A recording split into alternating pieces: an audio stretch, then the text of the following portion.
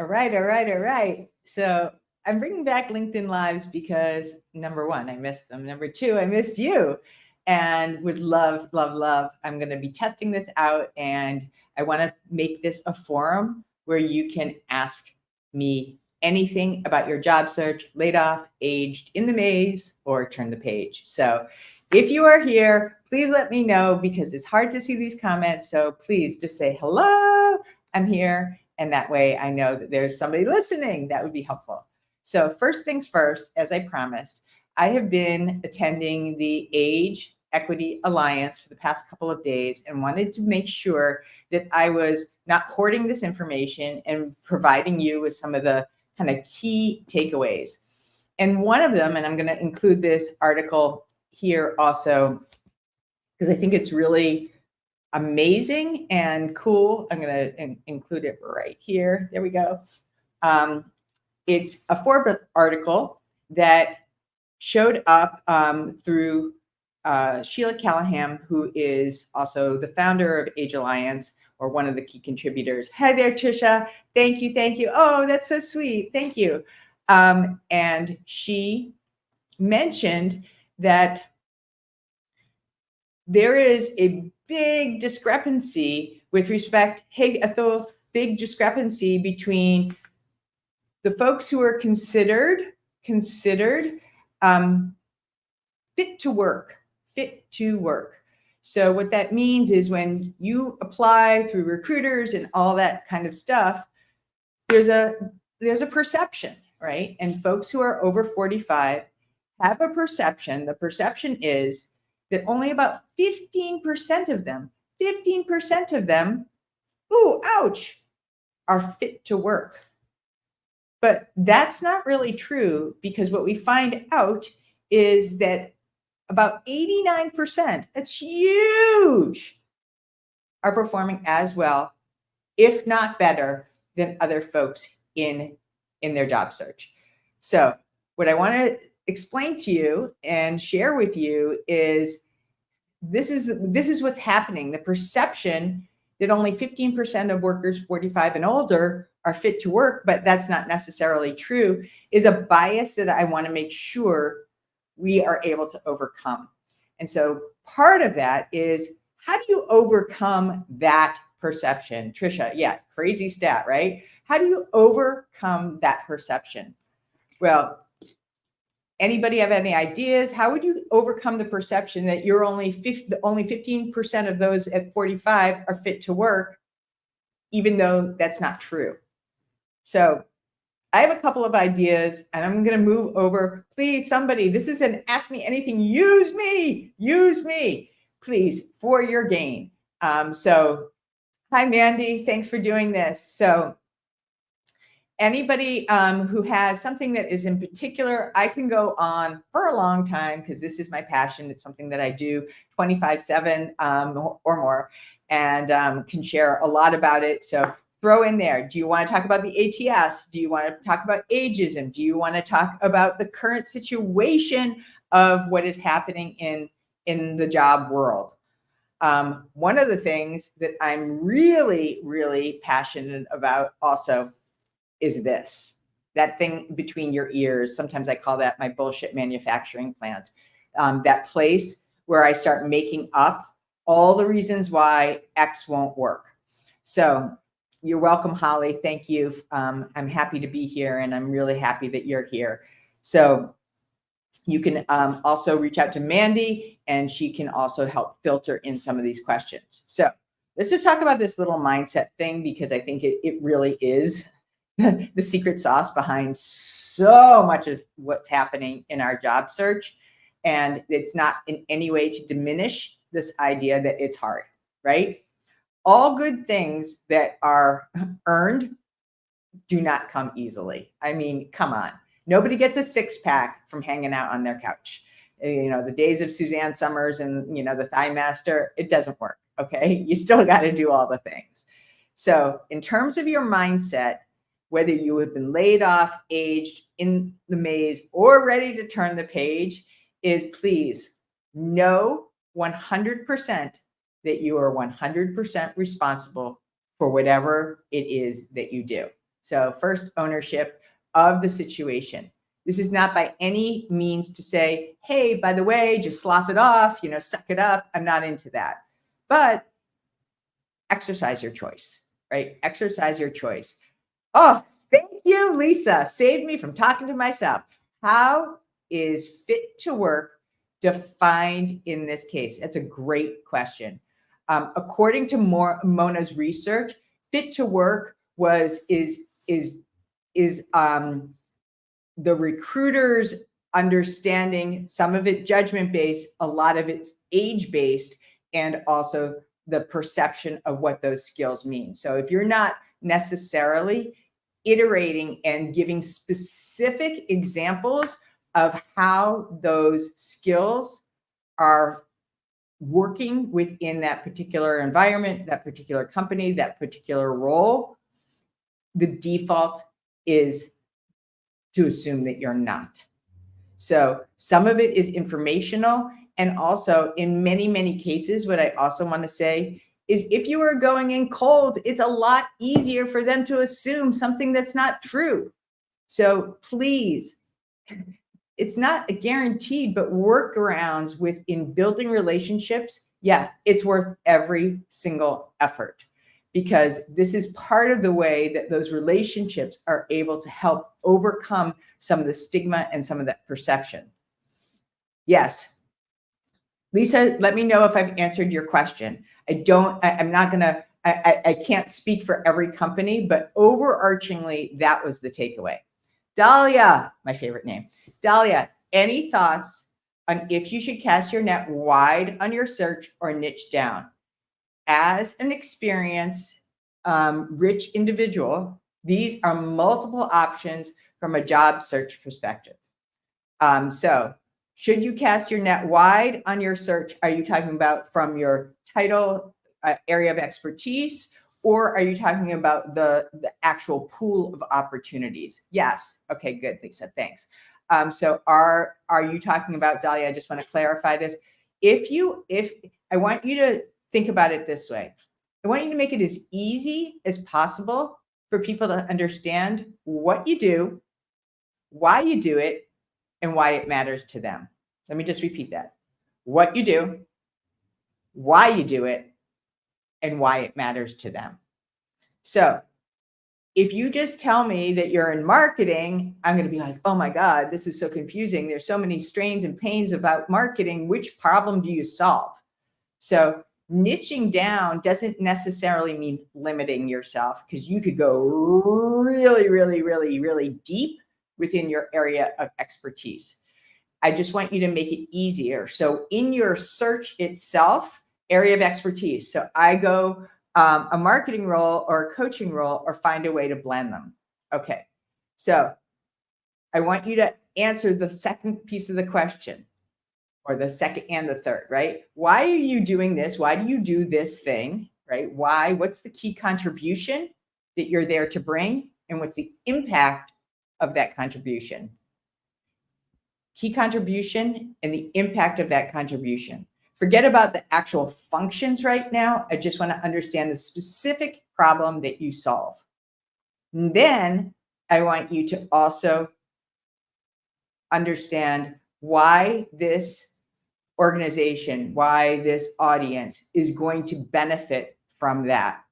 So I think that should hopefully start the ball rolling. Just give me a high five or something in there, Dahlia, if that makes sense. You have to decide between, it could be blending, but it might not necessarily, coaching might not necessarily be the lead unless you want to, really focus in. It's hard for people. What do they say? You confuse, you lose. So if it's because you think that you can do both, that's great, but you really want to be able to identify that key problem that you're able to solve, so people can see that. If you're a coach, if you're focusing on marketing and then you're also a coach, that can be kind of like a good sprinkle on the side. But if you are looking to build something out, it's a lot easier to focus on something that's very clear and simple. Okay. Next one, LinkedIn user, thank you. Why would talent management tell a person if you have been working successful for 30 years in healthcare, you are overqualified. Oh, this is a really snarly, nasty little mess, right? So, and I actually did a post about this. Hey, Dahlia, could you put that? Not Dahlia, Mandy. If you find that post, can you put that in there? I did a post earlier this week, I think it was, on what does overqualified really mean. So I want to more or less pull the Band-Aid or rip it off, right? Overqualified is a really pat, simple, kind of disrespectful way of saying a lot of different things. One, we think that you're aged out of this role, perception. Number two, overqualified could also be a signal, oh, yikes, I don't really think that this person is super invested in my company, and they could be a flight risk, meaning you're just taking this because it's a job, check the box, I'm going to get a paycheck and I'm out, right? That also is a perception, by the way, because it has been proven and research can support it that older workers are not only extremely loyal, but they are great workers. So lots of, I'm not going to get all nerded out on stats right now, but the point is it's an easy answer. The second reason why they're going to say that is because there might be again, a perception that your overqualification is also code for you are not adaptable. So again, I'm not saying, you are or you aren't. I'm just giving you some of the behind the scenes reasons why. I like to suggest to my clients that they ask as many questions in advance to prep for that. What would be those objections going into that? And how can we mitigate against them before you even, like, proactively, right? Before that even comes up. If you are applying online, you have a greater chance that it will come up because they're just basing it on the data that is on a graduation date or, you're telling them you're 30 years of experience, and that can work for you or against you. I really like what one of my colleagues was talking about on my podcast earlier this week, Maureen Claw. You should follow her. She's amazing. The point being that in many of these cases, the overqualification is also a way of more or less saying those 30 years of experience in your mind equals something else, right? Experience isn't necessarily correlated with age, because somebody who is younger might be more experienced in their particular vertical. So please, please, please, thanks, Mandy. Please, please, please. Experience alone isn't all it takes, because if it was, everybody that had more time would be getting more jobs. So you have to put some parameters and depth around what experience means. I hope that helps. Could somebody who is that LinkedIn user, could you let me know, did that help or answer your question? I'm moving on to Holly. Thank you, Holly. I know networking and connecting with people is super important. Here, let me just see if I think I can. Oh, look at that. Woo! Thank you. I'm like playing with this again. I know networking, connecting with people is super important, but how much should I realistically be applying directly to postings and trying to beat the ATS, even if I haven't identified a personal contact yet? Oh, you are just like sent me such a gift. Thank you so much. All right. This is based off of my years of experience as a recruiter, over 10 years in the trenches. Many of you have heard my quote unquote story. And also over 4.5 years working with close to 400 executives in their search. Here it is, okay? The time that you should be spending, and I'm going to put recruiters and applying online, is roughly 15 to 20%. That's it. Depending on how senior you are, and you can make a pretty logical kind of scan. The higher you get, the more your relationships matter. Why? Because the more complicated the search and the impact that you have, or the greater it is, the more depth and weight it has in an organization where they're paying you a lot, or you're running a P&L where you're overseeing a large body of people, that's not an easy hire. That's not like a, right? So don't go and put yourself in, and I'm just going to say it, the cesspool of candidates that live in the applicant tracking system. The lowest quality candidates will come from doing the least amount of effort, right? Just the way that it's a lot harder to make a home cooked meal than it is to go through a drive-through. So why I'm iterating this is because about 85% of the roles, depending again on what level you are at, are going to be found through your relationships. Just had this happen last night. My husband's friend was just talking about how he was talking to a guy whose son was interviewing at a company. And in that course of that conversation, they mentioned, well, we're looking for a CFO. And he's now been there for 7 months. So it happens with our clients all the time. They are plucked from comments. They are found through their thought leadership. They have conversations through other people in our cohorts because they're opening up their networks and they're being very specific about what they can do. So back to you, Holly. I know I got like really carried away, right? The answer to your question, in my POV and in my experience, where you can see the most traction and not the most instant gratification of feeling like you've done something, is between 80 to 85% of your overall time allocation should be to building relationships. And I want to just add one more kicker to this. That's the lifetime value of your career. Your lifetime value and the investments that you make is not going into the applicant tracking system. It is being reinforced, affirmed every single time you are adding value to conversations and helping other people. The more you help other people, the more that reciprocal exchange scientifically and logically just happens. So please, I hope that they answer your question. Just give me a thumbs up or something so I know that like I'm doing what I'm here to do. Okay. Let's see this. Okay. I have a question, Lauren. What is the role of a LinkedIn profile when we are searching for a job? Well, this is a great question. And I just want to say, thanks for asking this. And it never goes out of style. We always need to put this together, right? Here we go. LinkedIn profile is your first impression. It's the immediate go-to, right? It's the first thing that people do when they're curious about you. So I'm going to keep this real short because this is not necessarily a LinkedIn session, although I'm happy to do one. If somebody says, yes, please do that, I will. It should convert. Your profile should convert like a landing page. It is not designed to just be like this thing, like a poster in the middle of a large audience, over 1 billion users, and about 16% of those folks on LinkedIn are posting at least once a week, which is very low and an opportunity for you to be able to literally make some traction. So there's a lot of resistance that sometimes comes up. Why do I have to do thought leadership? Why do I have to comment? Why do I have to do it? It takes so much time.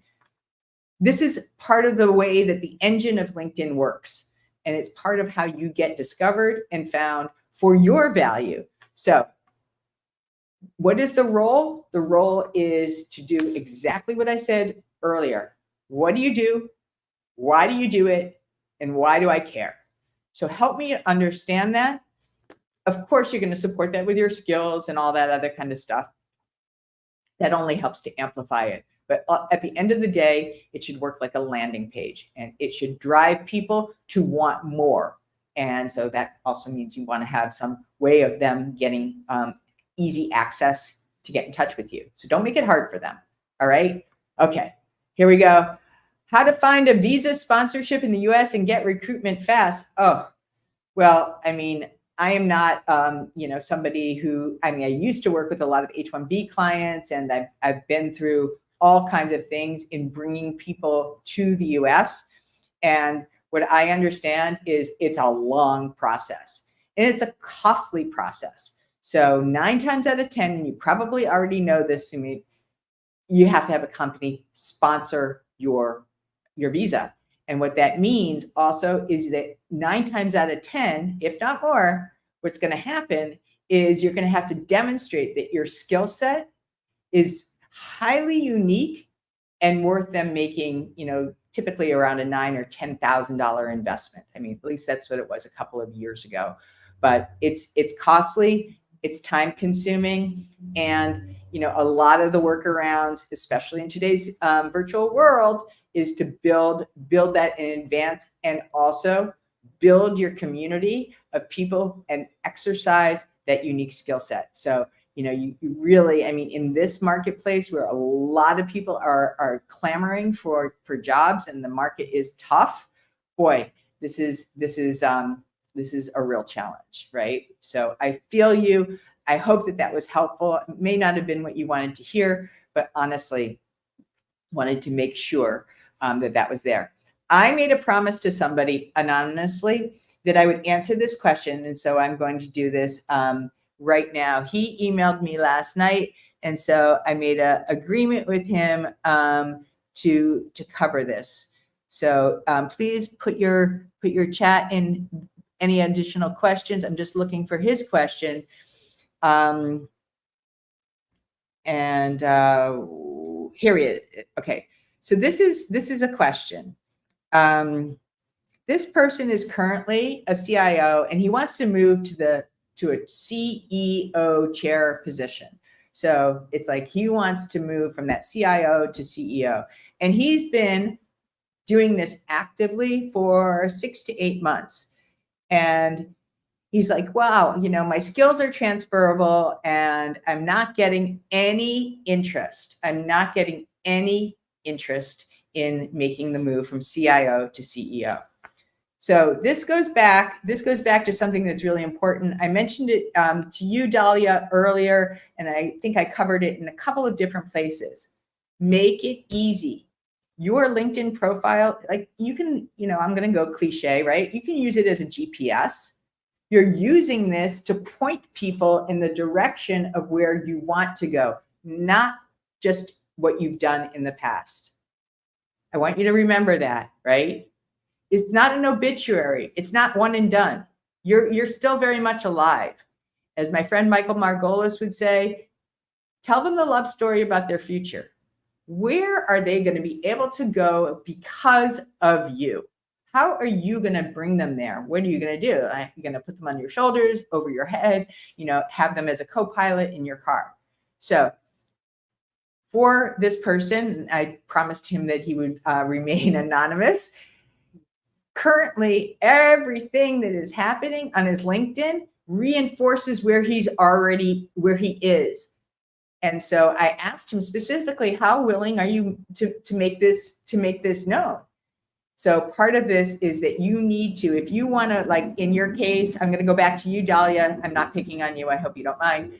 If you are looking to build your practice as a coach, tell me you're a coach. If you are going to double down on marketing, tell me specifically what areas of marketing are your sweet spot, your winning formula.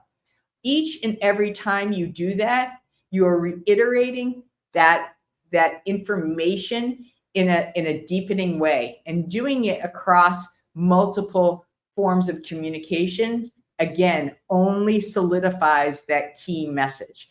So we are all familiar with this because we digest so much information in the course of every single day. We can't remember the strains and all the threads that are coming from this. All we can remember is whatever that key reoccurring message is.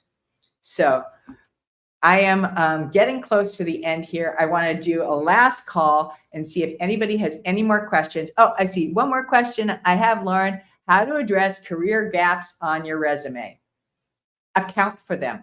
What did you do in the time that you were in your career gap? Career gaps are not like the boogie person or the boogie monster, right? I think that it's really, really important that we don't say, oh, it's a bad thing. I think we have to position it as a way of what it is that you learned, that you did. And that could be that you were taking care of parents. That could be a lot of things. But account for it and explain the value that came from that career gap.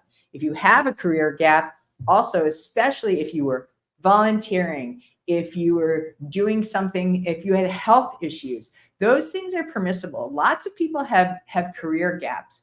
Again, it's not the gap, it's how and what you were doing in the gap. And even if there are places where you're able to say, and because of this, I took this class, or I, was taking care of elderly parents, or, on childcare duty, and, and I'm a return to worker, right? That's totally fine. Dahlia, one more. Got it. But can I still list the coaching as a plus up or pull that from the profile? Yes, but I want you to also, you can do whatever you want, right? But I also want you to prioritize, what is your primary goal, right? Do whatever you want, but I also really want you to think about what the criteria is. Is your criteria stability and you want an in-house marketing role? Is your criteria, some form of compensation? Coaching can take a little while. I know it did for me to actually build, and having a unsteady compensation or salary was something that I had to really kind of digest. So honestly, being able to parse out, what is the most important thing to you as your kind of platform? What are you going to use as a benchmark to like high five yourself in another 6 months from now and say, I did this? And then see if you can, again, parse this out to a level of hierarchy, both in terms of your criteria and in terms of your skills and in terms of what the marketplace demands, right? So each one of those things, not easy answers, but also I think a great way for you to torture test your thoughts before you spend any money to build out a business and or align your time and efforts within something that might be a more formal job search. Thanks, Robin. Great to see you. All right, we are wrapping up. We got 2 more minutes. Please, if anybody has any questions, I am doing last call. Love it. Thanks. Appreciate you, Dahlia, so much. And again, like all I could think about is like this big, beautiful Dahlia flower, like coming out of the screen. So just give me a thumbs up. Should I do more of these? Is there something else that you want to know? Like, what should I cover? Not because I want to and I think it's interesting, but because you guys want it. And that's all I really care about is in these sessions, is making sure that I am here to serve you and offer anything that I can that might be specific and behind the scenes. One last thing that I'm going to add in here, unsolicited, but I am going to say this. Many, many times we think that there's only 2 options. If I'm in a job search, it's either chocolate or vanilla. Either I go the job board route or I go, get to the recruiter. And both are viable and both have their challenges. There's a third door that you might not really understand. And that's really where I come in, and that's what I do. The third door is the door you make yourself. And so much of what we have learned in our job searches and in our careers is to play a very passive role and be in a position of waiting for something to happen, waiting to hear back from a recruiter, waiting to get a response from whatever application. Whatever it is, as I said in the very beginning, you are 100% responsible, and you are also 100% capable of making something happen by way of a relationship, a conversation, a post, a comment. All of those things are in your court. And just because it doesn't happen right away doesn't mean that it's not working. So I want you guys to play a longer game and not go for the soothing, feeling that you got busy. I want you to focus on being productive. And what that means is doing things, little things on a regular basis that are moving that needle so that you feel that sense of earned success. All right. I'm going to sign off. But please go ahead and DM me separately if there's anything else. And you're so welcome, Holly, for being here. And I've enjoyed it. I've enjoyed myself. Ha ha ha. I've enjoyed all of you is really the truth. And thank you for being here. Thank you for listening. Thank you for showing up, and invite your friends. Okay. I'll see you next week or in a couple of weeks. We'll see what happens as a result of this and what we can muster up the next time around. So thanks for playing and testing with me. Bye-bye.